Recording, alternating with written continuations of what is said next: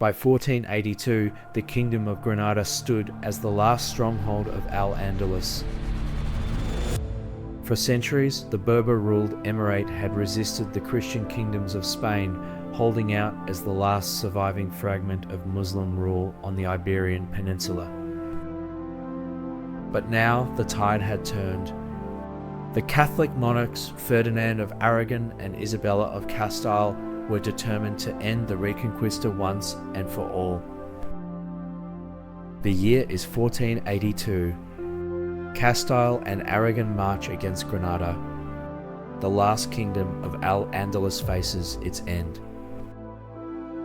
For nearly 800 years, Al-Andalus had shaped the culture and politics of Iberia.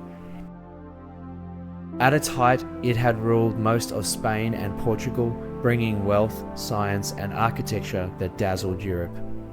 But by the late 15th century, all that remained was Granada. Surrounded by Christian kingdoms, isolated from strong allies abroad, and weakened by internal divisions, its survival was hanging by a thread. Granada's rulers from the Nasrid dynasty relied on strong mountain fortresses and skilled diplomacy to keep their independence. They often played Christian kingdoms against one another and drew support from North Africa. But by 1482, that strategy no longer worked. The Catholic monarchs had united Castile and Aragon under a single cause. With the Pope's blessing and gunpowder artillery at their disposal, they launched the final war of the Reconquista. The campaign was methodical and relentless. Ferdinand and Isabella did not seek one climactic battle. Instead, they waged a war of sieges. Fortress by fortress, castle by castle, the Spanish armies pushed deeper into Granada's lands. They surrounded strongholds, cut off supplies, and battered walls with heavy artillery until the defenders could no longer hold. For the people of Granada, it was a nightmare of attrition. Towns were starved into submission, villages were burned, grain stores were destroyed. The Christian forces made sure no help could reach the Emirate from North Africa. Moroccan dynasties sent some aid, but it was too little and too late. The Ottomans, the rising power of the Muslim world, were too distant to intervene. Granada was alone. Despite overwhelming odds, the Granadan defenders fought fiercely. They used their mountain passes to ambush invaders, fortified their cities with determination, and fought every siege with courage. But each year, the noose tightened. By 1490, only the capital itself remained. Granada, a city of stunning palaces, gardens, and mosques, was surrounded. The great fortress of the Alhambra, once the symbol of Nasrid power, became the last stand of a dying kingdom. Inside, Emir Muhammad XII, remembered in Spain as Boabdil, faced an impossible choice. His people were starving, his allies had abandoned him, and the Spanish armies showed no sign of weakness.